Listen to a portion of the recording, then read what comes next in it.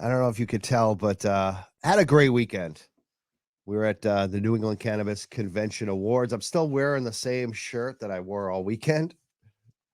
Kind of shows, yeah, I'm pulling it the wrong way, but there he is, Michael Malta. Very happy he won the Lifetime Achievement Award at the New England Cannabis Convention. I could be with his family, and we got to accept it together like a family. It was amazing with Valerie Malta, Kristen Malta, and Jackie Malta, and their two husbands, Peter and Dennis. Jackie and Kristen's husbands, the daughters of Michael. If I'm a little off tonight, just so you know, I did test positive today for COVID, so not feeling the best, but the show must go on. We have a great show tonight. I also want to thank, that's our new little intro designed, created for us by Rodney from Deliciously Dope, his podcast. Very happy about that intro. It's got Michael Malta, the King of Pot, in it right at the end. You see him. And very happy that he won that Lifetime Achievement. He passed away in 2013. It's been 9 years. We're going on 10 years this year in October. It will be officially 10 years. And for him to get that kind of lifetime achievement, it's very fitting, very nice moment at the New England Cannabis Convention this weekend. I know a lot of people are there. Hopefully people aren't getting COVID like I might have gotten from there. I don't know where I got COVID, but we got a big show tonight. A lot happening around the show, around Trulieve. And just the fact that the employees continue to want to come on the show and speak up. Doing that tonight, we're bringing a bunch of new employees, maybe a couple of the same ones. I know that Kelly is here from last time, but mostly this is a new group of Trulieve employees we're going to hear from tonight. And we're going to discuss what's been going on at Trulieve. There's a new story that came out from Cultivated .news. People should check out. We're going to talk about that tonight, about Trulieve not having the best fourth quarter, not having the best earnings. And a business reporter named Jeremy Burke, I like this guy. He came out and said the obvious one we've been saying for months, that it turns out treating your employees is not actually good for business. Not good for business. And I think the more time that goes on, we're seeing that with Trulieve. And he had a story all about it. Actually mentioning and quoting some of the employees that came on the show recently, but a lot more than that too. Just talking about the recent history of Trulieve and some of the things that we've exposed, but some of the things that are just out there with the OSHA complaints and Lorna McMurray passing away, so much. So we're going to cover some of that. But what we're going to do right now is have me stop talking as much.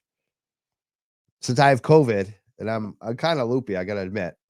So I'm going to bring up, I guess you could see it in my face tonight. I'm seeing it in my face. So what we're going to do is we're going to bring up the Trulieve employees right now from Florida, and they can kind of give us some info about who they are, what they want to talk about. Let's start. We got one more person to bring up. Got such a full room. They're like stacked on top of each other. I love this. Let's start with who's it? Yeah, you know what? Kelly's got her mic on first. So let's go with Kelly. We'll start with Kelly. Kelly was here last time. Kelly, tell us quickly who you are and maybe something that we should know tonight. Okay. Hi, I'm Kelly. I was a trainer for the call center at Trulieve. I was hired in April of 2020, right after, kind of at the start of the pandemic. Business was insane, crazy. Got a couple of promotions within the first year. Was a trainer. So I talked to a lot of people in the call center. So I knew most of them. We were blindsided on the 16th of February with a Teams call. Hello, as of right now, you're all laid off. Have a good day. We'll be contacting you individually. A bunch of people kind of cussed out the manager and the HR person, and they bailed on the call, which I thought was interesting because our day-to-day routine as agents were to get yelled at by customers and patients because of Trulieve's poor business practices, but they couldn't have the consideration to sit and listen to us for 5 minutes. So it really made me angry. And then a bunch of us started talking, and we decided that we didn't want to remain quiet and that we wanted to share our stories. So that's why we're here. Awesome. Beyond sharing stories, I wonder if you guys are actually doing any thoughts of doing any like formal organizing, creating a group, having meetings. We're starting to do that in Massachusetts. I definitely want to invite you all to our, Danny is a Trulieve whistleblower that worked with Lorna McMurray, and he started a new group on Facebook that, is basically doing that to stick up for the workers in Massachusetts and beyond. He welcomes everyone from all states. So I hope you definitely join that. But I wonder, Kelly, have you thought about maybe, longer term, what you might do to try to fix Florida? Because it seems like I think Massachusetts is bad. It's not Florida. Florida, really, Horrible. the cannabis scene is really bad down there. It's monopolized. Have you thought about that? We've talked about it. We just kind of want to wait until we all find jobs, I guess, first to kind of work on schedules and things. We have to focus on that first. And then once the dust settles a little bit, then definitely we'll start meeting and talking about other things to do. Good point. Good advice to everyone. I always say that with my own activism and what I do is like, get your house in order first before you try to help other people. Get your money right. Get a job. So I definitely feel that, and yeah, definitely, I think that's great advice. Who wants to speak next? Maybe raise a hand and let me know which of you want to go next. I guess is the nobody. Is that Cassidy? Yes, that's me. Always volunteering to go first or second. So I'm Cassidy. I'm actually one of the supervisors at the call center. I didn't get laid off, but I did resign right after the layoff. So just gonna kind of talk about like that, and then just like what had happened. Packed up about 25 agents, team leads, desks. You know, bawling my eyes out just because of Trulieve deciding to, lay off people. That's their choice to go about, their employer, their top 3 things that they were working on supposedly last year, and just the layoff. I walked out right afterward, resigned, just because I just do not agree with what they were doing, and just really, gosh, I don't know. There's just so much too, but really, just the layoff and everything, how they treated it. It was just poorly and unorganized, and just one who has a big heart. I just cannot stay with a company who treats employees that way, especially people who's been here for years on end as well, and just keeping some of the newer people that just might not even be like a good fit for the company. So, but yep, that's me. Why do you think they do that? They get rid of the older and keep the newer. Oh man, I sometimes I just feel that it's favoritism. It just depends on who you are. Um, Gosh, sometimes they're just blindsided. They listen to a lot of the excuses that the people who are still there. They feed into it. They agree with it, and then they'll just keep them around. Hard workers, people who work hard and just gosh, like they just get the brunt end of all of it. They're usually like the last people thought of, and then it's just rough. Excellent. Thank you so much, Cassidy. We also have Alex. Alex, ready to go? Yeah. So I'm Alex. I actually used to be a coordinator at the Tampa Del Mabry location here in Florida. I was a manager for a while, and then I got moved to overnight manager. Just working there at literally one of the busiest stores probably in Florida, honestly. We saw 400 patients a day, and we faced a lot of abuse going like from not only patients but from our employer itself, between not getting paid.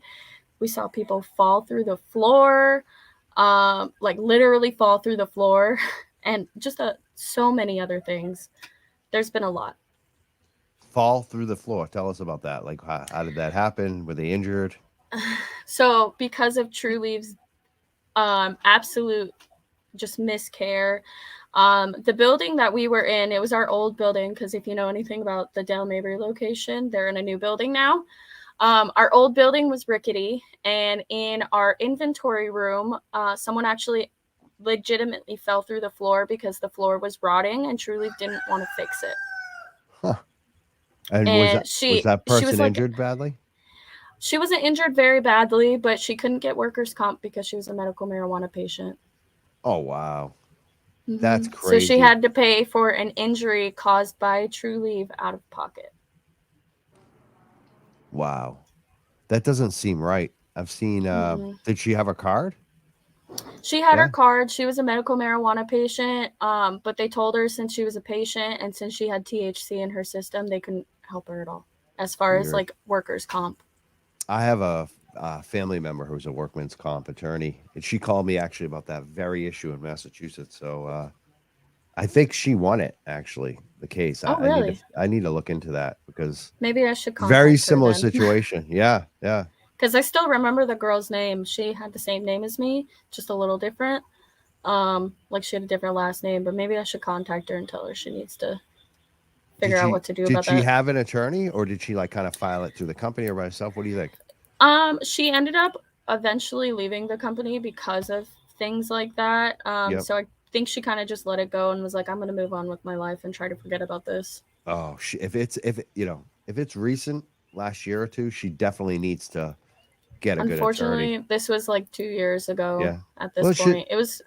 That's not too long ago. Like 2 years is not, especially with what's going on in the court. So I think she has a case. Like I want to talk to my attorney, family member later on this and see, but I think that person should definitely talk to an attorney. That would that specializes in workman comp. Worksman. Well, I'll reach out to her and tell her because I still have her on Facebook, thankfully.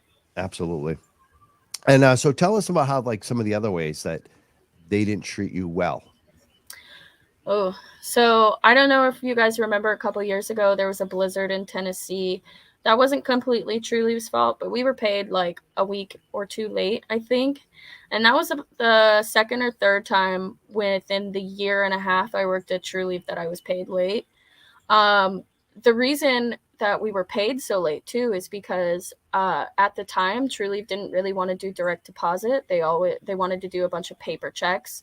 So people got paid late because all of our checks were stuck in Tennessee at the post office waiting to be shipped, but they were stuck because there was a blizzard going on. And so after that, Trulieve went in emergency mode and decided everyone's going on direct deposit no matter what. So there was that. There was a couple other things with the girl with the situation when she fell through the floor. They did obviously have to fix it after that. But when they fixed it, they found a bunch of mold and asbestos underneath the floorboards. And unfortunately, when they ripped it up, the AC unit that with all the filters and everything was in the room that they ripped it up in, and it just pumped mold throughout the entire store. And I have severe asthma and an allergy to mold specifically. And I was having asthma attacks talking to patients because they would not send me home at all. I was literally having asthma attacks talking to patients because they were pumping mold, because they also couldn't turn off the AC because it was the middle of summer. They were pumping mold into the whole store, and they didn't want to shut down the store at all. They also, when COVID was happening, one of my managers, she had COVID, and we were required to do an all-store meeting, and she exposed literally the entire store. She exposed every single person in the store, and instead of sending the whole store home and cutting their losses and saying, hey, let's let our people get ready or get better and let's not spread this anymore, they sent 2 people home. So an entire store of over 20 people, people are getting sick left and right. I ended up getting COVID. So many people ended up getting COVID. They also never paid us for that time either, which was really unfortunate because I was sent home from Trulieve 3 or 4 times for being exposed to COVID. And I never got paid for that ever. Not once. That's horrible. on so many levels. Just not cool. And especially their medical cannabis. You have medical cannabis patients Exactly. with risky health issues. You know, a lot of times it's I can't even say the word tonight, immunocompromised people. Did I say that right? I think I did. Yeah. I'm going to blame everything tonight on the COVID brain fog. If you're just listening, I'm positive for COVID. Still hosting tonight. We had to get the show in. We have another show tomorrow night that we're going to do too, that I'll talk about a little later. But it seems really irresponsible of them. It was. And the manager at the time was also my roommate, and they didn't even send me home. Oh my God. Crazy. She was only an assistant manager, which is why she could be my roommate at the time. But I ended up having to stay across town at someone else's house so that I didn't get sick, so that more people in the store didn't get sick.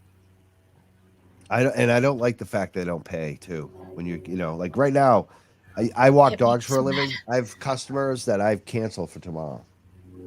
And a lot of my customers are sending me money right now, even though I'm not working this week. You know what I mean? Like, That's awesome. they don't have to.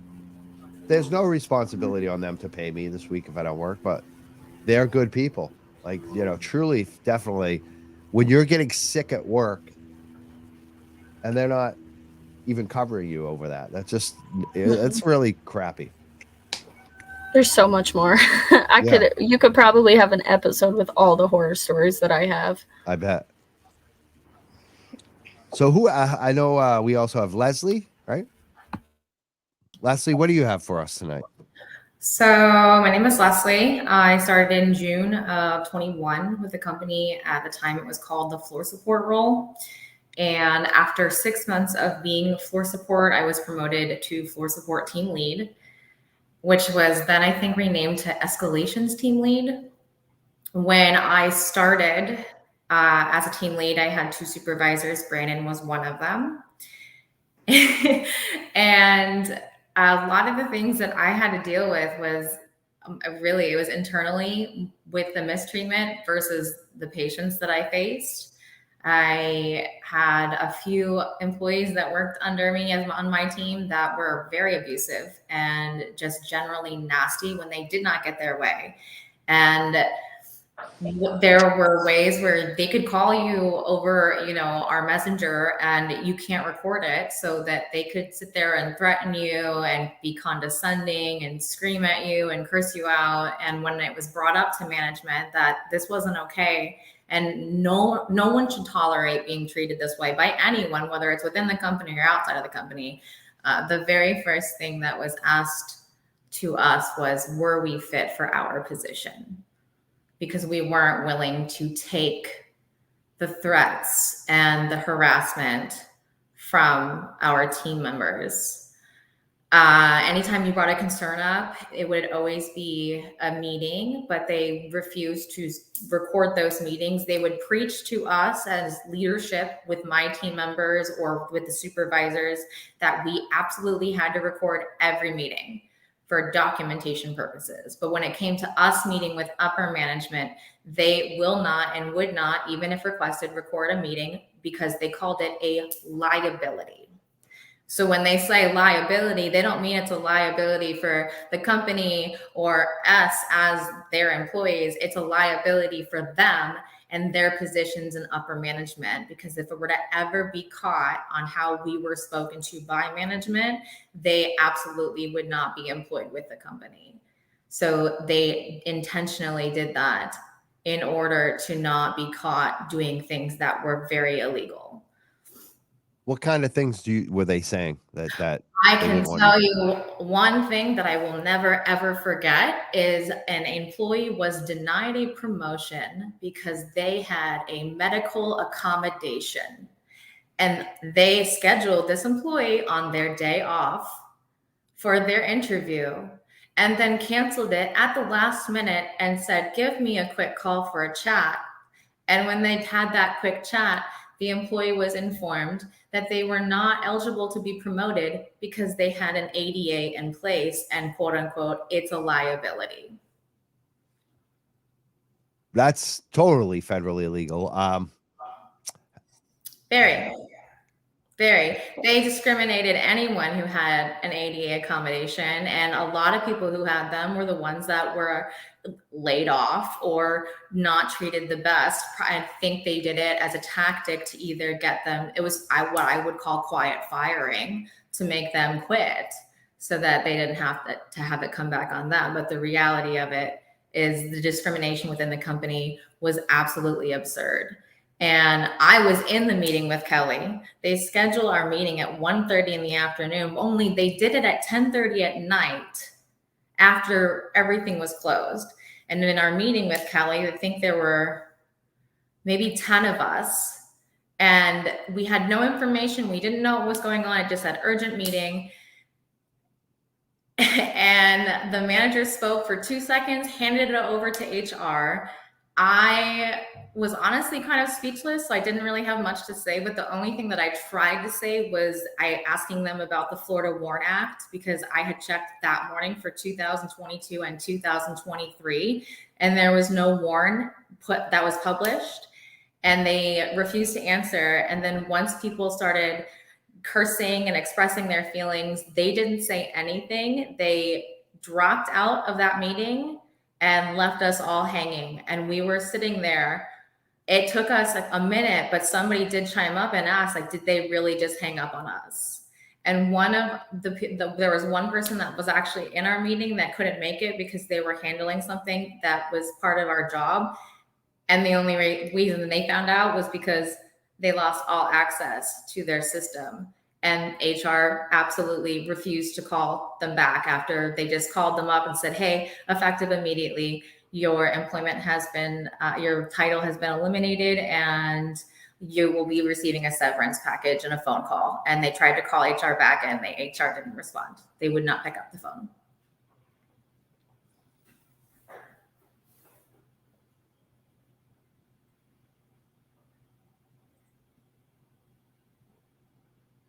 I think, are you muted? Because I can't hear you. Thank you. I was muted. You're welcome. I keep muting myself tonight because I have COVID and I don't want to be coughing. So thank you. I was going to say, it really seems like we need attorneys like all over this and every case. There's so many examples where like the ADA stuff is just, that's unacceptable. I was publicly shamed and laughed at by management because of something that wasn't even it wasn't even my doing, but I got blasted publicly for it. Now, do you think that any, like the people that had the ADA that had that done, do you think they've talked to an attorney? I know I have, and I had an ADA. You did. So you have one. I did, yes. And did they discriminate against you like that? They did, yes, because my ADA was where I was covered to have a certain amount of days that I could take off if needed due to the stress and things that I was put through if I needed a break, because it would cause my anxiety to get that. In fact, in my ADA email, it specifically said management was going to be also looking into helping me for Sundays. And that was never followed up on. And that was on May 26th of 2022. They never followed up. Anytime I expressed concern, I went to HR personally because of how I was being treated. They never followed up. In fact, it only amplified how poorly they were treating me. My advice to all the employees that are dealing with this crap, especially on the ADA stuff, but any of this, keep a diary. Names, dates, times. Who was on the call? Who can back you up? You know, I have a stack of documents. Do you have all that? Oh, yes. And then find an attorney. Like they're out there. The ADA attorneys are out there. They're looking for this. So, you know, this is the only way Trulieve is going to pay attention is if you guys all just start suing them for when they do this crap, because this is like ridiculous. Brandon, you're also here. I think you're the last. We've talked to everyone so far. So Brandon, tell us why you're here tonight. Tell us about, you know, what do we need to know? Yeah, I was so I moved when I moved to Florida, and I was looking for work. I had a background in management already. I managed a sales office. Um, but I thought getting into the cannabis industry would be exciting. Whole new industry. Seemed to have at the beginning more of that modern feel, that like the Googles and the Facebooks and those California tech agencies are all going for. So I went from making a lot more than 10.50 an hour to taking a 10.50 an hour cut to really quickly becoming the sole escalation guy, where I at one point was the only person who handled every single escalation. To then getting to work alongside with Cassidy and Kelly, and eventually I was Leslie's supervisor. So I wasn't laid off. I was actually terminated about 6 months prior to. It's funny that Leslie mentioned Sundays, because as they are all very well aware, as soon as the original manager was laid off and the new manager took over, that exact weekend I was actually working on proposals to one, actually keep the call center open, because as someone who's pretty business savvy, I was able to kind of read the writing on the walls and see the way business was moving. So I was pretty much coming up with a proposal to use the call center as a logistics center to kind of tighten up the deliveries. On the other side of it, we were also working to put together a new scheduling system to make sure that Saturdays and Sundays weren't, devastated. Part of the reason why our scheduling was so devastated was, on one, our workforce management team. I'm not going there, Cass. They were unable to forecast because Trulieve is so underhanded. They don't want to do anything the right way. They want to do everything so sneaky that instead of giving us the traditional, 30-day window for a workforce management team to forecast, they would give us the day of or the day before.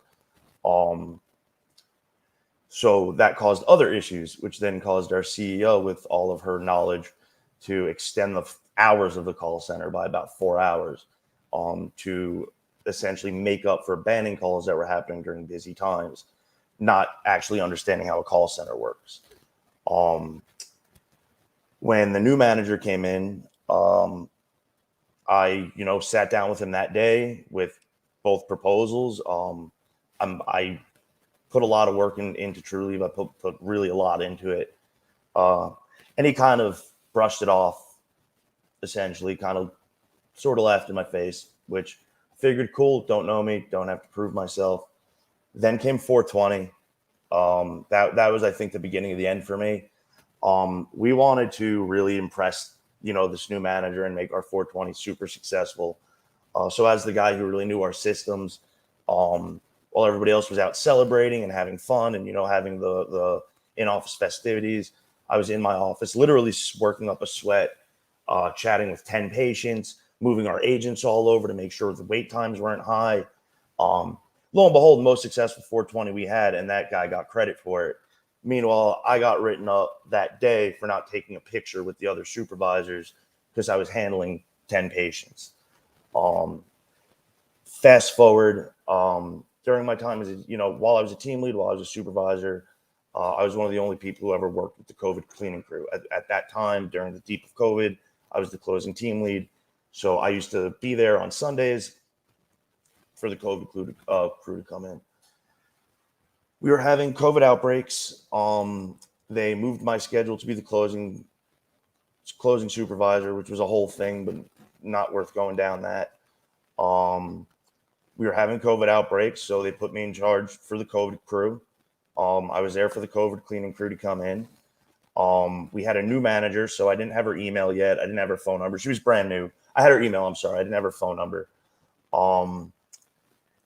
Cleaning crew came in. They started a little early. I'll never forget this, man. It was 9:45 at night, 15 minutes before we closed. We had 5 people in office. We had 10 at home and a member of leadership. So I made the call to send the in-office people home, keep the queue open, keep our 10. We had 0 in queue. Nothing was affected. I sent our manager an email. Next day I walked in, was asked to speak with was asked to sit, and I was terminated right then. And I had no write-ups on file aside from the verbal for not taking the stupid picture. I was never an issued employee. Attendance through the roof. So yeah, that's my story. Ultimately, I came on because as far as deep dive at the point when I was making $14 an hour and I was solely responsible for every single complaint that came through, I saw every single problem. I laughed when she talked about someone falling through the floor. We had patients who called in for that so they could get their 10% discount. Whether it affected them or not, they still called in. And that's, that was just the nature of the beasts. So that's why I'm here. Got some comments that came in. One from a Facebook user said, employees do not need an attorney to file a charge of discrimination at the Equal Employment Opportunity Commission. You actually have to file at the EEOC before you can initiate a formal lawsuit against an employer. I think that's in Florida. I know in Massachusetts we have like what's called MCAD. It's very similar, but yeah, that's true. I believe so. But I would look into that stuff. I think employees need to follow up on this stuff. We also had some other comments. Mike Crawford is a champion for cannabis workers. There is no social equity without workers' rights, and cannabis is another Facebook comment. And another one writes, quiet firing equals constructive termination. We do have a phone number, too. If people want to call in tonight, you can definitely do so. We have the open line right now, 978-560-3155. My name is Mike Crawford. We have a bunch of guests here, 5 of them from Trulieve Florida, different Trulieve workers telling their stories. Going back to Brandon, like, tell us some of the big things that you've seen, because you got all the escalations. So, like, we heard stuff about them making people work during hurricanes when other dispensaries closed down, and then people that couldn't work during the hurricane didn't get paid. There's a lot of crazy stuff that we heard on the last show. What is some of the stuff that you've seen? How much time we got? Let's see. During COVID, I think one of my favorites, it was, we had a trouble patient who's actually still a patient. If I put her name out there, everyone would know exactly. She was one of those, called all the time. During COVID, right at the beginning of it, she had her delivery and she started to spray down the delivery driver with disinfectant. So when they refused, so she called in to complain because they didn't deliver to her. Then when she would try and get her deliveries, the stores, because there was no process, there was no protection for the stores. There was literally nobody to go to say, okay, enough is enough. So the stores were kind of on their own. As far as corporate was concerned, these are sick people, so just go. So the store just upped and stopped delivering to her, but there was no communication. So instead, we have this very angry, crazy lady calling us every day, freaking out about not getting her delivery order. We're calling the store. The store's going, yeah, we're not going there, because the last 2 times we sent a delivery driver out there, they sprayed him with whatever. And I was like, what are we doing to get him banned? Like, we don't know. We emailed the area coordinator, but that's about it. And there was a lot of that. There was violence.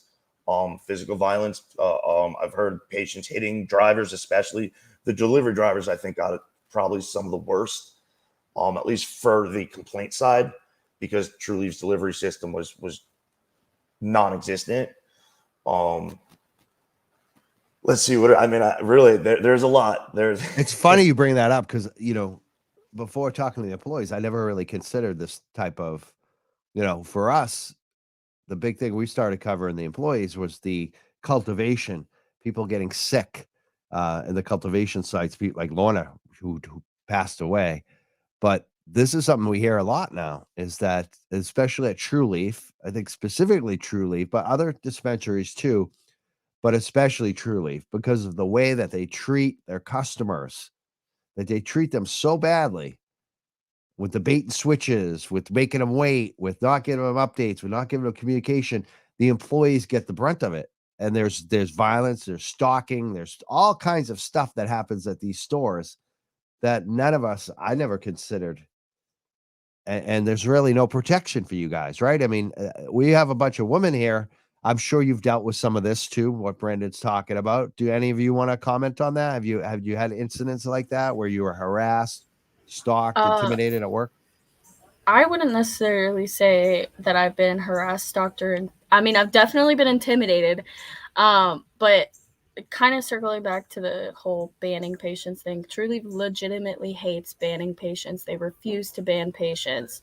One of my assistant managers was literally shoved through a window by a patient, and they did not ban the patient at all. I had a patient tell one of my employees who was 7 months pregnant, "I hope your baby dies," and then tried to attack said 7-month pregnant woman. And Trulieve did not ban her and actually tried to fire me and a few other people for trying to kick her out of the store. They threatened to fire me because I wanted her out of the store because she was like trying to attack my employee. If memory Horrific. I serves, worked on a that lot might of. have been the same lady who sprayed the driver. Not That's even joking. unbelievable. She was a young woman, and I will forever remember her name. It will never leave my head. I will forever remember that lady. And she was crazy. She was screaming at we had a 6'5" security guard, scary looking dude, and she was like running up on him because he was like, doing his thing, kicking her out, and she was running up on him, trying to hit him, and I'm like, lady, you're psycho. You're just straight up psycho at this point. I've also had patients scream at me for some of the most ridiculous stuff. There was a patient who he bought some, I think it was live resin or something, or wax, something that was peanut butter colored, and he was very, very, very well known for bringing back products, and we tried several times to ban him from bringing back products. And this one time, he actually switched out the wax for peanut butter. I told him, I smelled it. I was like, dude, this isn't wax. And he's like, what? It totally is. Someone must have switched it out. I stuck my finger in it and I licked it. And I was like, dude, this is peanut butter. And I handed it back to him and I told him, get out. And he came back like a week later trying to return stuff because Trulieve refused to ban him. They refuse to protect their employees whatsoever. And it's ridiculous. I've even had patients screaming at me to no avail over some of the stupidest stuff. And I've had a manager come up, be like, just go in the back. We'll take care of them. Like, why are you going to take care of this person for screaming at me? I feel like most restaurants would ban them. I've worked in restaurants. Anytime we had an issue like that with someone with alcohol, you're out. You know what I mean? Like, I don't know how a business can operate like that. That's just not right. Anyone else want to make a comment on this kind of stuff? Trulieve won't ban them. They'll throw, a 20% discount at them instead. Please come back and we'll give you a discount, even though you don't know how to act like a human being. Crazy.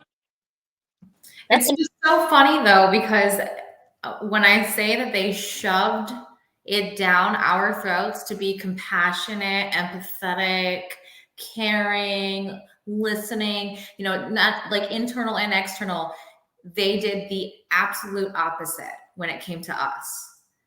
We had to advocate and fight for so many people. And there were people that legitimately needed it, but they didn't care because, all they cared about was their money. But every single day, I can't tell you how many times I got an email about being compassionate. I had a book suggested to me on my annual for emotional intelligence that would help me become a better leader. And then I had to play the runaround game for a promotion 3 times and got laughed at and mocked. And the things that were said to me were absolutely ridiculous. And as a manager, I would never speak to anyone the way that I was spoken to or Cassidy was spoken to, like anyone. None of us deserved any of that. And then they wanted to sit there and expect us to be, super caring and compassionate. And that's what we do. That was our job. And we loved doing it. But they had zero, any of that. And they treated us like we were just a number. That's it. We were a number. We weren't even human beings to these people. or this company. And they called back 3 of the team leads. They offered them a promotion and more money to come back since they were laid off. Yep. And they said when Kelly and I and everyone had our meeting, they said that we would be rehirable. We asked if we could, if there was a demotion thing because they did that before. They've demoted. And we said we'd rather be demoted than lose our job entirely. And they said, no, you have to apply and it has to be listed on the careers website. Nothing was ever listed, but 3 people got personal phone calls with back pay, more money, and a promotion, which is fine, like good for them, but don't tell a group of 40 or something people that you lay off in 3 separate meetings at 3 separate times the day after you said your teams are growing because departments are merging, to invite people back personally. Because then what does that say? To me, that says favoritism. Why is it that was the biggest question? We were told, no, you have to reapply. And then they quietly call people back.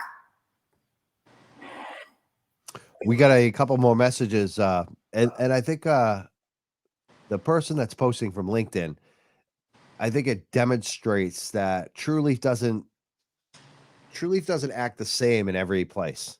They act different in different locations, right? A lot of times, because basically what he's saying is he got banned from Trulieve. He was a customer that actually did get banned.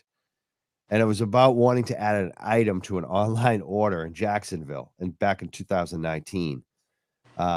He said he wasn't rude. He wasn't upset, but he said that, sometimes they do actually ban patients and it's like for a no good reason. Does that surprise any of you? Not at all. No. Trulieve is horribly inconsistent. Very. Inconsistent. That was the word I was looking for. Thank you so much. That's Even exactly the handbook, if you read the employee handbook, like on page 9, Which it one says, though? well, that's true. Well, even from the one I was first hired, they didn't change it. On page 9, it says you cannot use your vacation time to cover sick time. And then you turn to page 12 and it says vacation time can be used in the same instances as sick time. So it says both ways within page. I have the handbook here, actually. I didn't send it back. They told me to, but I still have it here. And I read it now even and laugh just because it's so ridiculous. Yeah, I have my original, and then I have like the 3 revisals we did in the span of 6 months. But first it was you can use vacation time in lieu of sick time, but you get paid. However, you still gain and you still get penalized. Or you can use sick time in 1-minute increments. Okay. Oh, no, wait, 2 weeks later, you can use sick time in 1-minute increments, but you'll actually get penalized. And then it went to, you could use sick time.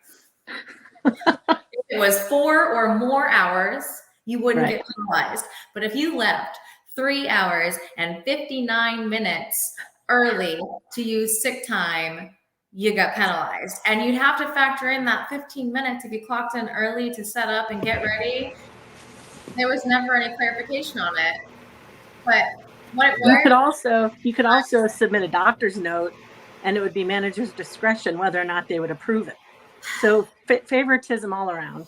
Yes. It was when that new manager came in. It was like I told you guys, as soon as he came in, his leadership style was essentially like, if it's kind of a shitty thing to do, that's the rough conversation that we should have as leaders, instead of actually using, that squishy thing in between his ears and trying to look at a solution, which is, ultimately what we were trying to do, which is, I think, why, the issues that were had, because when it was the previous manager who was happy to sit in his office and let everyone else do the work, we were actually starting to get somewhere. I mean, our staffing was getting better, our scheduling was getting better.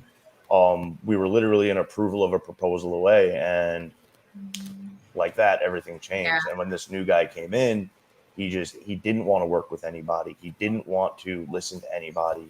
He was all ego, no action, no brain. It was very funny for a guy who would preach leader, leader, leader, I'm a leader, I'm a leader. I don't think I've ever met anybody who was more of the definition of a manager than that individual. He also preached presence, and he wasn't ever present. Right. That part.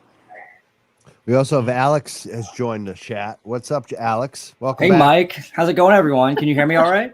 Yeah. Yes. Yeah. Awesome. So sorry I'm a little bit late. I was actually listening in, but I've been at a party, actually, I'll be honest. So I'm just kind of sneaking away, and then they're probably all listening too. But just with some family and friends. So you guys were just dipping into a point I wanted to make, and it's something that's been bothering me recently is their hiring practices. And I want to see if everybody here agrees that they don't want qualified people working within the company. It's like they have no interest in keeping the people that are educated, passionate, forward thinking, that want to, like, people like all of us that are here right now, and people like me who came into the company knowing about a lot of the problems that they had, but hoping that they were going to be trying to be different and improve. So coming in, with the idea of improving the company and working to resolve some of these issues, and then realizing, like they don't want to get better. They don't want to fix these issues. Why? I don't know. Maybe it's working out for them in some way or another. But I challenge anybody to tell me what other industry, what other job doesn't want the most qualified individual working that position. Because the Trulives and the Curaleaves of this country, they don't. And they go and specifically hire people for these roles from retail backgrounds, people that worked at Ross or Macy's, people that specifically, going and finding people from different industries and with different backgrounds, because they are uneducated. They're not knowledgeable. They're not, But that's the thing.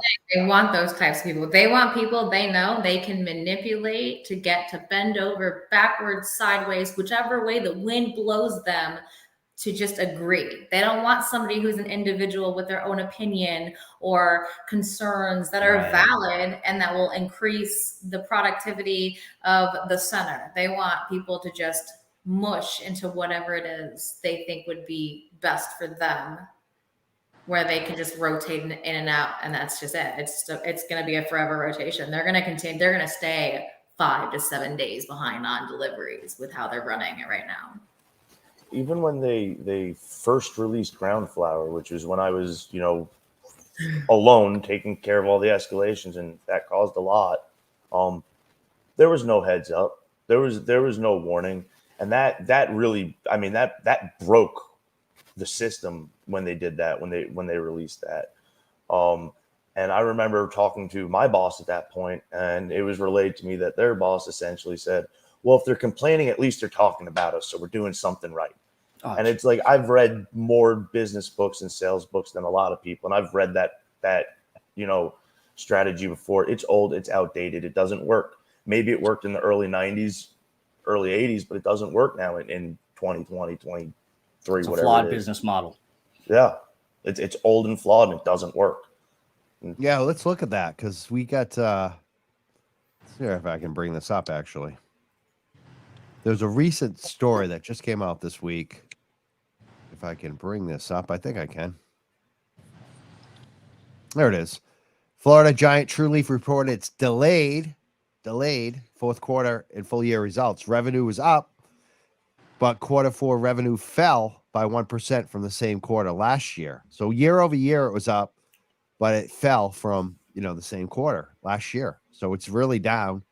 But the big story is a $77 million net loss in quarter four. Stock's not doing good. The big story in this from Cultivated is going through the bad year that Trulieve had, and really hammering on Kim Rivers. The reporter actually got blocked on Twitter by Kim Rivers, like I've been blocked. Same here. It seems like anyone that criticizes Trulieve gets blocked by Kim Rivers. She seems like she doesn't have a very thick skin. Just going to read some of the comments in the story. It says the aforementioned CEO Kim Rivers is one of the few women running a large publicly traded cannabis company, and Trulieve was once an investor darling for running a profitable business and pursuing ostensibly strategic acquisitions. But that's changed. Trulieve and Rivers herself now run the risk of becoming the poster child of corporate cannabis gone wrong. Consumers, if given the option, will vote with their wallets. And that's what we're seeing in Massachusetts. We're seeing employees report that Trulieve grew all this cannabis that they couldn't sell. And there's a lot of shakedown going on in the industry right now. And consumers are starting to wake up. The workers are speaking up. I don't think this is a good business model for them.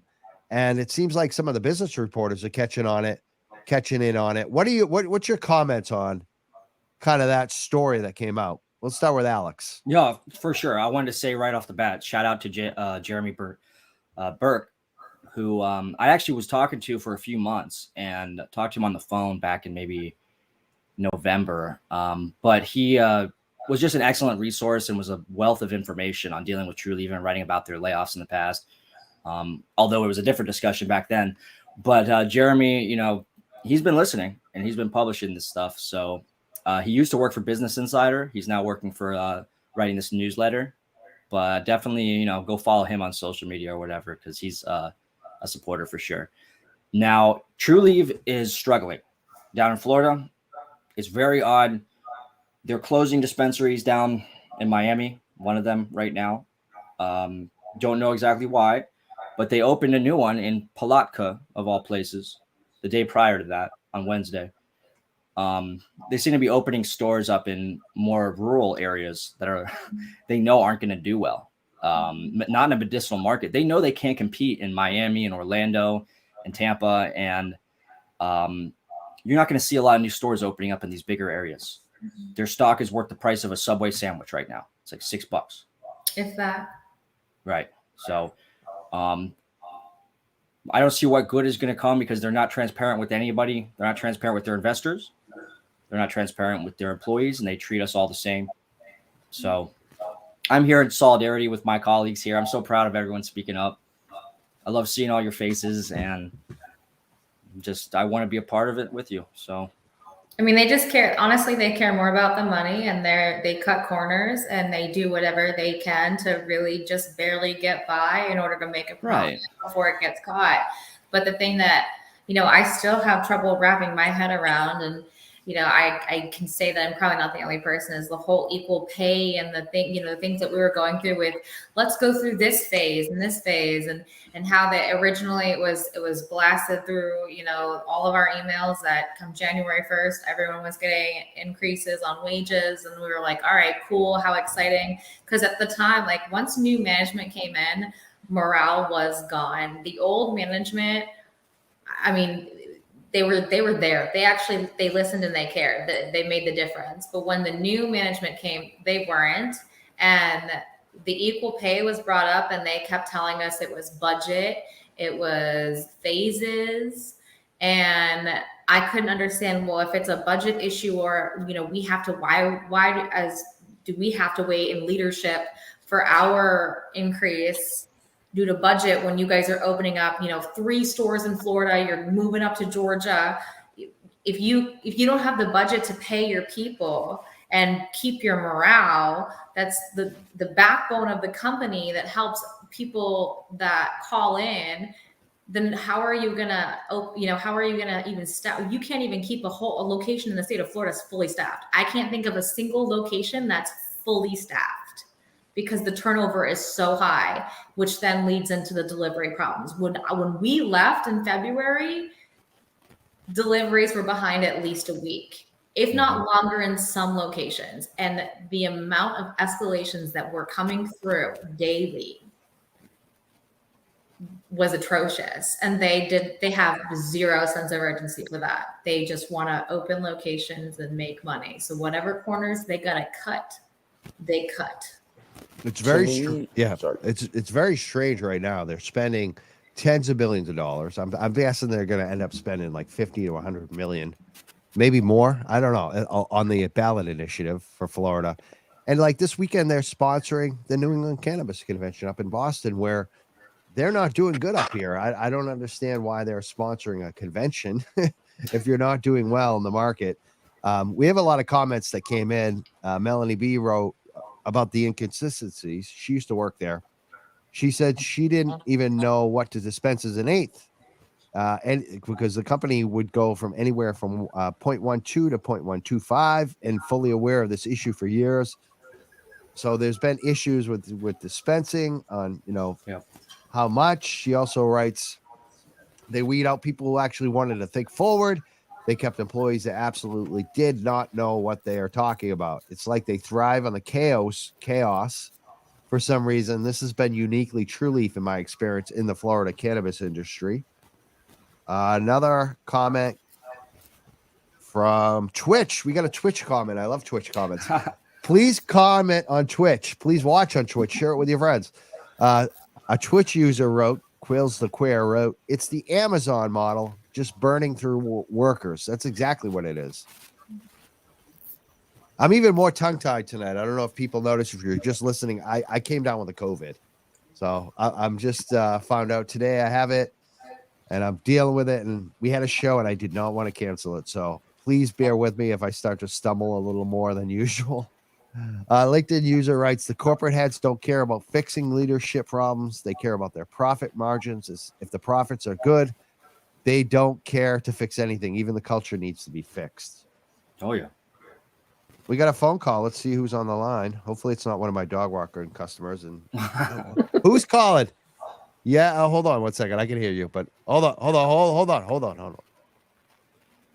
You're good. All right, now we can hear you. Who's calling?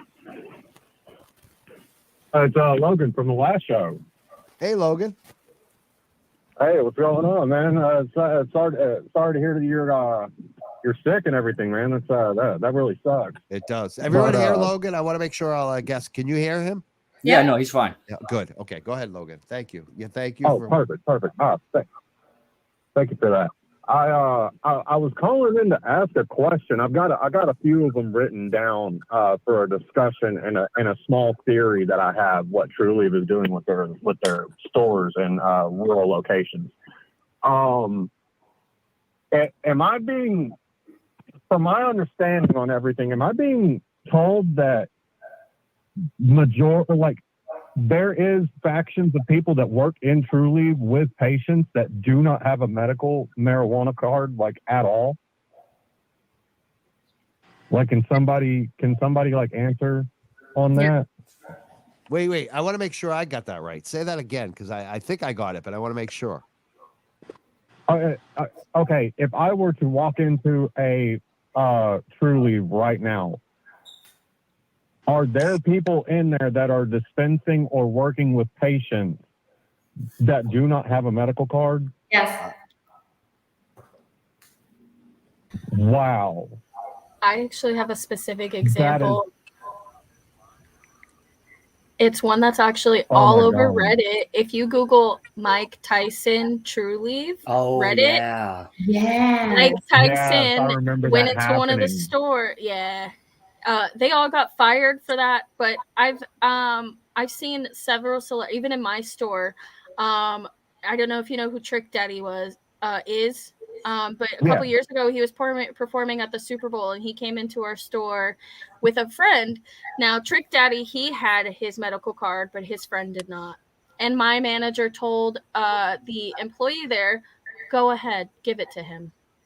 So so basically the accusation is they're serving people illegally. Is that what you're calling? 100%. It's not even that. It's not even that. I'm talking about the workers. That's what I was wondering. Workers? Yes. Because half the call center didn't have their ID cards. Workers. There were so many phone calls on recording where they're like, "Oh, well, I don't have my medical card, but I can tell you what I can read off of this little pamphlet that's best for you." I mean, I don't think you. Oh my god! I'm gonna play play the other side on this, because, like in Massachusetts, I don't know how Florida is, but you have to get a state card in terms to be work at you become a registered I think an agent, marijuana agent or cannabis agent, something like that, and so you get a card. That's what I thought, but that's what I figured they were doing. But to be like, I don't see why you would have to be a patient though, because like, that's discrimination to me.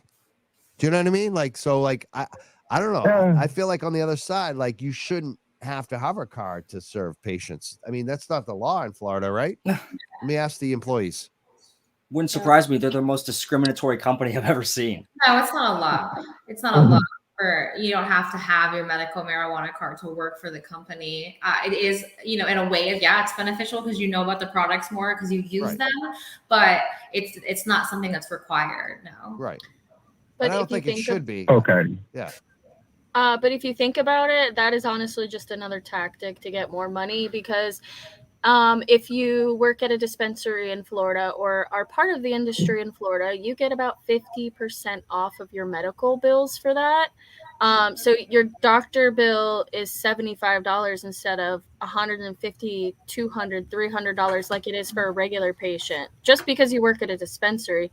So it honestly is probably also just a money tactic, because once you start working there, you want to buy all the products. Like, you want to be able to do that. So you end up becoming a patient anyways. Yeah, but the other issue that was like really common, at least for me, that I heard about a lot because people would bring it to me is, there were some employees, that do have their ID card, and because of they get the industry discount or they get whatever discount off, they didn't necessarily use the product. They would just turn around and sell it for full price versus their discount price, and then they would make a profit. And I got so many complaints about that from people because they would see it happen or know of somebody doing it, and that they didn't say anything. Like, nobody would care to address that. Oh, God.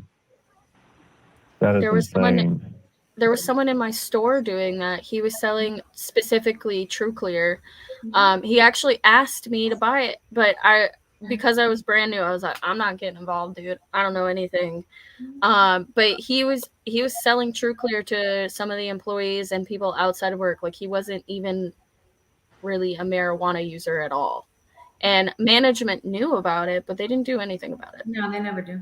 As long as the money's being spent within the company and they're making a profit, they really truly don't care about the legality side of it if it's not caught. And they keep it hush hush. They're very good about covering it up. That's like their, aside from making money, their big priority is keeping the illegal things quiet. That's like one of the best things they're good. Like, that's one of the things they're good at is keeping things quiet. Well, with him specifically, like someone said earlier about quiet firing, they ended up quiet firing him. I remember because at the time I had just become a coordinator, and they're like, give me any reason you can to write him up. And I'm like, what? What are you talking about? Why? He's a great employee. He was literally our best concentrate person at the time. And I'm like, why do you want to fire our best person? What do you mean? And they pretty much ended up just writing him up for the most ridiculous things. He was 2 minutes late for work one day, and even though the employee handbook says you have like 5 minutes or something like that, they wrote him up for it. Yeah, they changing the rules. for everybody. Let's go back to Logan. Do you have any follow up on this? Or, I know you asked a specific question, but I think you're good to go, right? Pretty much on that notion. Yeah, I was just wanting to get some clarification on that. It just seems kind of off to me, just because like it's one thing to be selling jeans at Walmart one day and then selling medical supplies to somebody the next. Like, it's that just kind of puts a weird vibe to me personally. But on the side of Trulieve opening up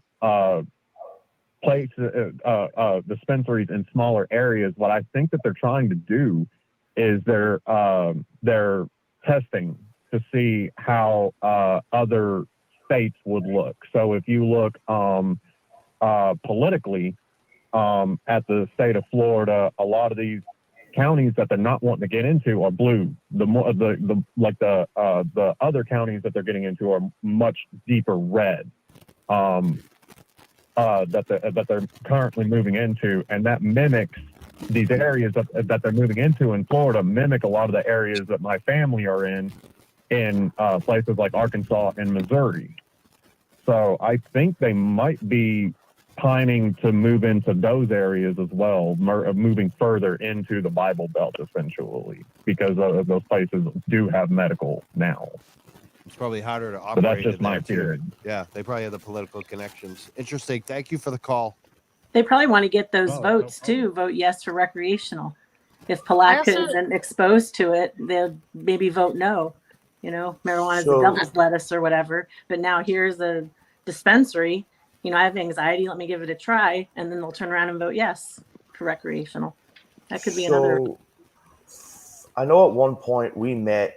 A handful of us had a meeting. I think myself, I believe Cass might have been in as well, we had a meeting with a franchise consultant about a year and a half ago. I believe it was right before COVID, or it was either right before COVID, but it was definitely before we moved buildings. And I mean, you all saw what Trulieve did with edibles. There's definitely some kind of political influence that they had at some point. What I personally think they're doing with trying to scoop up all these locations and mimicking with Harvest is essentially, I think they're hoping to be ahead of that political spectrum so they can go franchise for when it goes franchise, which is why they're holding on to all these locations, just bleeding money. I mean, after the acquisition of Harvest, I don't know how many, so don't quote me on, but I know there's at least 2 to 4 areas where there's literally a Trulieve across the street from a Trulieve. The only reason that would make sense for a business standpoint is if you're hoping to switch it over to a franchise. But if the voting doesn't happen, they're just going to keep bleeding money. Again, that's only speculation and opinion, but I do know we met with a franchise consultant at one point, and we met with another. He worked within the company. He wasn't a consultant, but he had something franchise in his title. Saw him once, asked us a whole bunch of questions, had a fake smile and a fake suit, and never saw him again. Oh, sorry. Just a quick thing for the Palatka. I also feel like it's a little bit of a money grab, and they're also getting a little bit scared because my dispensary actually just opened up a location in Palatka, and they're doing surprisingly well all of a sudden. Like, we thought that store was going to fall, and they're keeping up pretty good with the Tampa store. So I feel like maybe it's also a little bit of they're feeling some of the heat from the other dispensaries, especially some of the dispensaries who are competing with their prices. I want to ask you all, if you were to give Kim Rivers a grade like we do in school, A, B, C, D, or F on her performance as a CEO, what would you give her? I would give her an NA because there's no grade that you could give Yeah. for much negativity as far as being a CEO. I do have to give her an A+ for her non-existence in anyone's life. Like the call center, the amount of time she's tried or promised coming to the call center and like never showed up or anything. So A+ on non-existence. Yeah. Sorry, had to. Any of the rest of you? I'd give her an A+ on not following her own motto, which is just say yes. It's just say yes to whatever it takes to get money. That's true. Yes. You cut out the that's last true. part. Yeah, I think she just forgot to add it on her little signature in her email. Yeah, so too. Just a little typo. Yeah. Anybody else? Can you hear me? Yep. Thumbs down for me. She blocked me months ago, and I didn't really even say anything to her directly. But like, I was responding to a different comment. I think she was tagged in it. And I guess it was critical of her or the company. But I mean, it's not a good look. And I said this before. I'd love to talk to her. You know, I changed my mind. You know, turn that thumbs down around. But right now, very disappointing. You think she'll come on this show, Alex? We could have a good discussion with her. I think she's probably listening. She always listens to her haters. But she doesn't come on. She won't come on. She won't call in, but they're definitely aware. They know what's going on. She hides in the shadows. Yeah. Kim, we have a phone number. Call in right now. It's a 978 number. You got it right there. It's on the screen. Kim Rivers, call in. I got COVID tonight. You can get me while I'm weak, Kim. 978-560-3155. I got brain fog. This is your perfect opportunity. You could Spoken Hub me. Spoken Hub. What do you guys think about Spoken Hub? Like this whole thing that they're doing a Spoken Hub that's unlike anything else in the industry. What do you think about Trulieve Spoken Hub? So much for that business model. But now after the layoffs. Right. Like my old job before Trulieve said, oh, you just don't see the big picture. Well, I don't know what her picture is, but she gets an F from me for sure. She's in a whole different book, I think. It's horrible. We just have a listener, too, on LinkedIn who says Kim gets an F. Another one on LinkedIn said Kim and her husband are crooks. Yeah. Well, I'll definitely say her husband is a crook. I could go there without getting sued. I'm not going to go that far on Kim, but hey, I mean, her husband is in federal jail after all, right? Yeah, bribery. They operate like a criminal organization, but That's a hell of an allegation to make, but it's almost, Right. you know, I think you said before, Mike, though, they kind of operate like the Trump organization, you know, like they have their ways of being effective and covering things up and keeping things quiet. It makes you, you know, they have these connections, you know, and there's articles about that linking those connections to Matt Gaetz and all them. Sketchy stuff. Big time politicians, deep pockets. The river runs deep in this instance. I would guess, looking at time here, we've been going over an hour now, and I'm probably at my limit. So I guess, what are your final comments? What do you want people to know that we haven't discussed, or just to reiterate again? Who wants to go first? I will go with Alex. I would say stay tuned. There's more to come. It's a lot, and but I live in Florida, and I want to see the best for this state. We have a corrupted market, and I think it's going to get better. And companies like Trulieve are going to get ran out of town, basically, and that's what's going to start happening as more dispensary licenses are granted. The problem is they're going into other states and doing the exact same thing they did in Florida. Take a good hard look at what's going on in Georgia right now and their medical program and how it's been on a delay for years and years due to lawsuits, active lawsuits against the Georgia Commission access to cannabis. I'm looking into that hard. There's a lot of sketchy things going on in Georgia, and it extends beyond Florida. This is about the workers, Mike. You know, this is about the patients. This is about people's free access to cannabis and rightful access to cannabis. And it shouldn't be hindered by a company like this or companies like this that go into other states and fuck everything up. You know, excuse me. But that's what they're doing. And they have, as the biggest MSOs in this country, the Trulieves and the Curaleaves, they have big shoes to fill. It's a big role to fill. And they have enough money to be the best at compliance, the best at worker safety, the best at all this 10 times over. Do something about it. Thanks for having me on. Thank you, Alex. Who else wants to go? And I also want to add another little question too, for like the final question. When Lorna McMurray passed away, we didn't know about it in Massachusetts. It happened here until we reported on it. 8 months. It went 8 months, and then it went everywhere. It was national, you know, and every single outlet that covered cannabis basically in the nation, locally and nationally. I'm sure you kind of, some of you might have heard about it at work. Maybe you didn't. What was the tone at work around that? Did people talk about it? Was it hush hush? Were you told not to talk about it? I'd say very quiet. I know I brought it up to my management just because they don't have a lot of like knowledge of what's going on behind what happens at the call center, I'd say. I just got a jaw dropped and just kind of nothing after that. Nothing was announced or anything. It was just pretty quiet around the call center, sadly.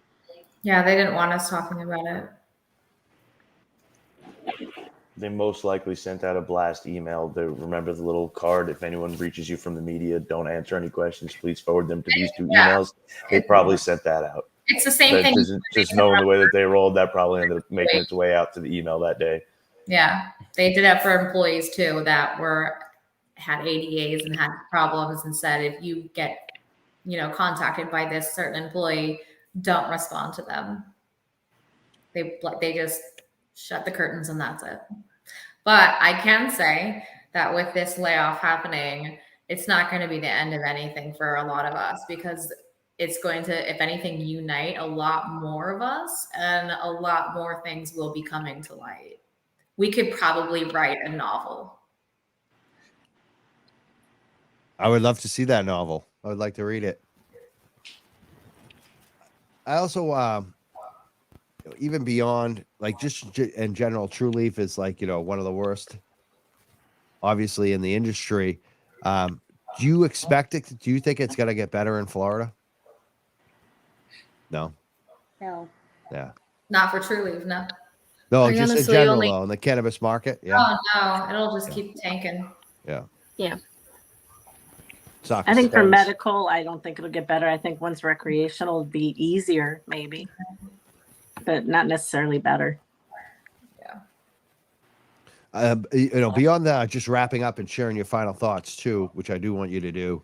I I also wonder about the severance because I know a lot of you were asked to sign non-disclosure agreements to get severance. Oh, Is yes. that still happening? You guys have They that sent out same a issue? revised one. Yes, they did.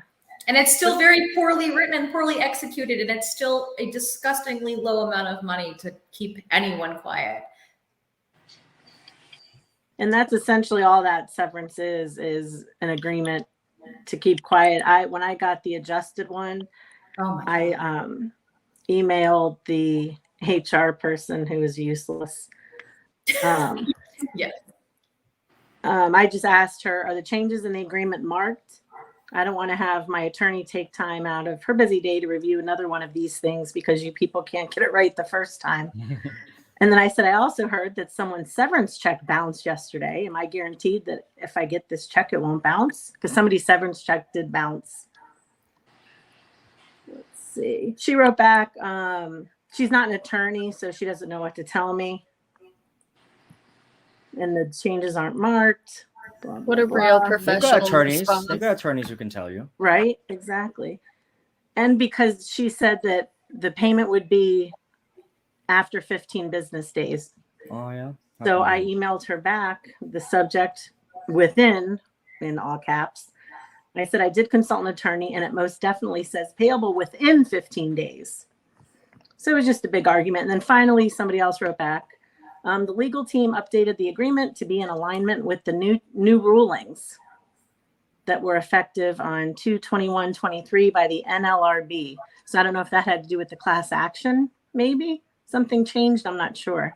Not sure. Yeah, it's about the NDAs. There's something about the federal law. I don't think any of it's illegal. I mean, I'm not an attorney, but has an NDA in it still. Very It does. Yeah. And I wrote back to this person, I appreciate you. You've been the most transparent and helpful. I hope you can find a career with a reputable company and stop wasting your talents on this grimy company. That's how I wrote back to that HR person. She was like, what a compliment. But it was just back and forth with like just trying to blow us off. I think they think we're stupid. They And that we'll just take their money and walk away. I think they think we're smart, and that's why they don't want us. Well, that too. It'll take a lot more than 2 weeks' pay to buy me off. Yeah, I don't think Kim Rivers is going to call in tonight. I think she's afraid of you guys. All of you. She's afraid of you. I'd be afraid of us. Yeah. Not Kim Rivers, call in 978-560-3155. We're waiting for you, Kim. We're are still you? waiting on the 4 visits you were supposed to make to the call center when I worked there. Did she ever visit the call coming. center? There's No. the visitor coming. No. And then Nope. no show. No, she didn't. We get the emails though. Everyone has to be like perfect and ready and clean up your stations, put away your cell phones, make sure you dress nicely. And then nobody would show. I mean, maybe she did show up and she's just a ghost. Like I couldn't tell you. But I can tell you that no one ever came. Maybe her badge didn't work and she couldn't get in the door. Maybe she heard a reporter was going to show up and she got afraid. Maybe. She likes Maybe to run Trick from them. Brandon was there. Yeah. She's scared of We Brandon. got another comment Or says, during visitation hours, who knows? yeah. LinkedIn user said, you're all awesome people. I really appreciate this. Another comment came in, says they don't want independent thinkers. They want people that will follow orders. Sounds like the truth there. I guess what we're gonna do now is your final thoughts. Like what do you want to leave people with tonight?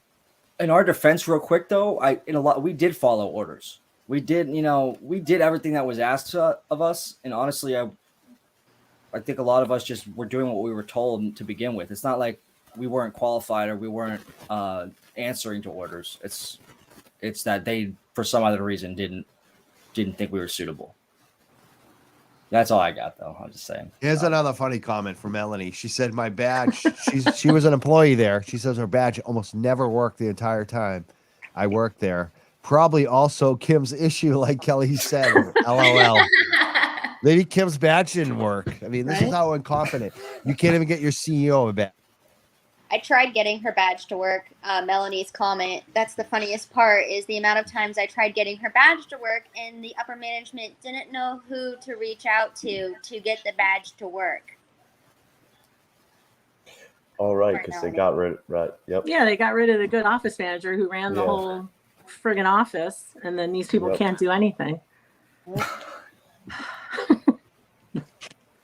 The only thing I guess I want to say is if it comes down to like the voting side of everything, vote rec. Because the reason these companies like Trulieve's just a bully. Same deal with the severance. They know when you pay people $18 an hour, they can't go 2 weeks. They need that severance. So they're in between a rock and a hard place for a battle that they may or may not win. Yeah. So when it really comes down to it, vote rec, because the states like Colorado, where you can kind of have a mom and pop shop, you can have those smaller businesses. You'll still have your big bad corporations, but they can't bully everyone like Trulieve can, like Curaleaf can. I mean, sadly it's as simple as that. It's one of those. I'm not going to go on record and say fucking just buy it illegally, but maybe at this time, maybe we just go back to the old way until until it's not such a monopoly, until it's not such a corporation. Because I was with Trulieve for about 3 years, and the more powerful they got, the worse they got. They didn't take that money and reinvest it into a way to create a better atmosphere or a better world for their employees. They took that money to try and stuff their pockets. And honestly, I'm glad that right now they're choking on it. Thanks for having me on. Thank you. Thanks, That was Brandon. great. I like that. They're choking on it. They are choking I on agree. it. Right Vote now. That's a rec. good one, Don't Brandon. buy from Trulieve. Yeah. Yeah.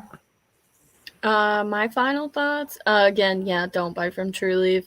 If any of you guys who have left Trulieve would like, I know you mentioned earlier about a Facebook group.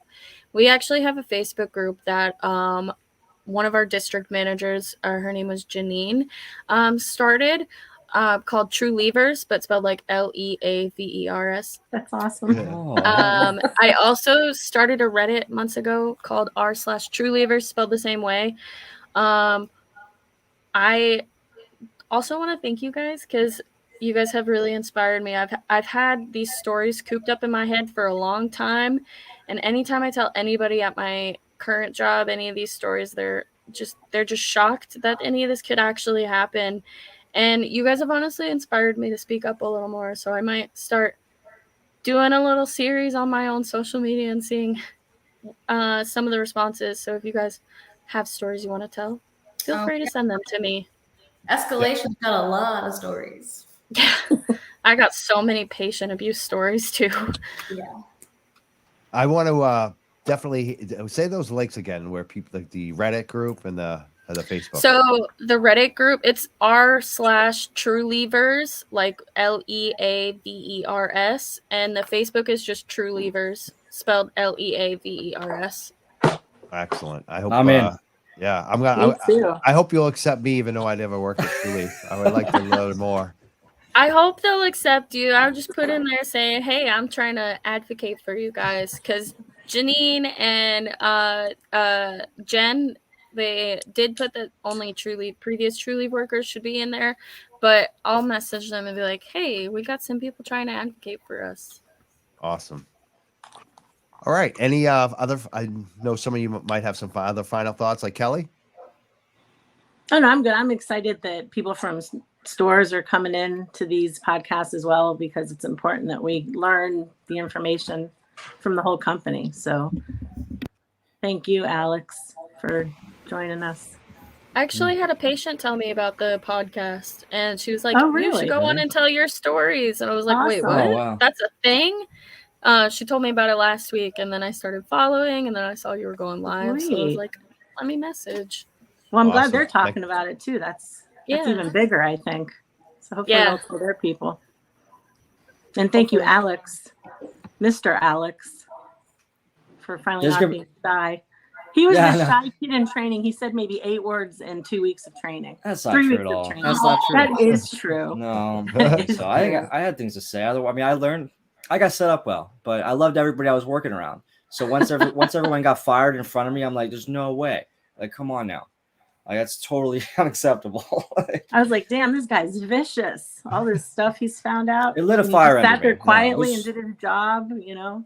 Well, that's why I'm the most upset. I did my best, and I I figured out that I had no place there.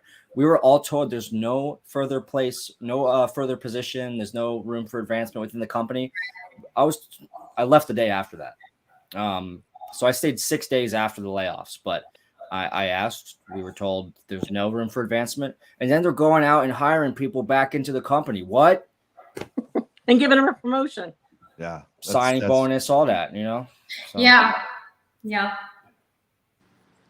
It's what it is, you know, if that's the company where they want to work for. And I mean, I get it. It's people got to make money. I'm sure that, you know, there's something in the works, you know, behind the scenes that we don't know about. But in the meantime, if you got to make money and support your family, but it's a game of favorites, and it's going to remain that way. They're only going to work with people that will do exactly what they want. They want puppets. They don't want people.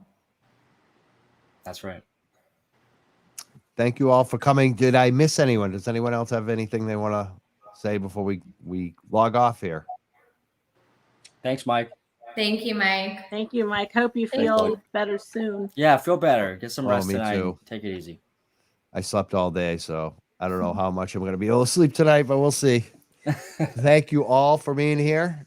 We have another show on Tuesday night that I definitely want people to check out. We got it's funny because, you know, we talk about executives, Kim Rivers tonight. Another executive that I used to criticize a lot was Amanda Rositano from New England Treatment Access. She's coming on the show tomorrow night. Wow. It's going to be exciting. Wow. She's a cannabis advisory board member with Massachusetts with Kim Napoli. We're going to talk all about the Cannabis Advisory Board and how we can make things better in Massachusetts and hopefully in other places like Florida too. You know, some of the ideas that they're working on. So going to be an exciting show on Tuesday night. Oh no, Monday night. See, I'm screwing up the nights. Nah, you're My COVID. Monday night at 7 p.m. If I'm still alive. The COVID's Count hit on me. it. I gotta admit, like this COVID is I think I got more than a mild case. We shall see. But I appreciate everyone calling in tonight. We had Logan call in, all the comments, and especially all the guests here: Cassidy, Alex, Kelly, Leslie. Did I miss anyone? Yes, I did. Brandon and Alex again. We had two Alexes tonight. Alex F and Alex. Just Alex. Just Alex. Alex. I'm struggling. I'm Mike struggling. That's my nickname tonight. I'm gonna go upstairs and see my girlfriend and my wife, maybe if she lets me with a mask on. It's fun. It's my life now. All aboard the struggle shuttle. Toot toot. Thank you so much, though, for calling it, being here tonight, and we'd love to hear more. And keep us updated. If you have anything else you want to share on this, definitely hit us up. more to Sure. come. Thanks so much. Thank you, Mike. Thank you, everybody. Bye, Bye. guys. Bye.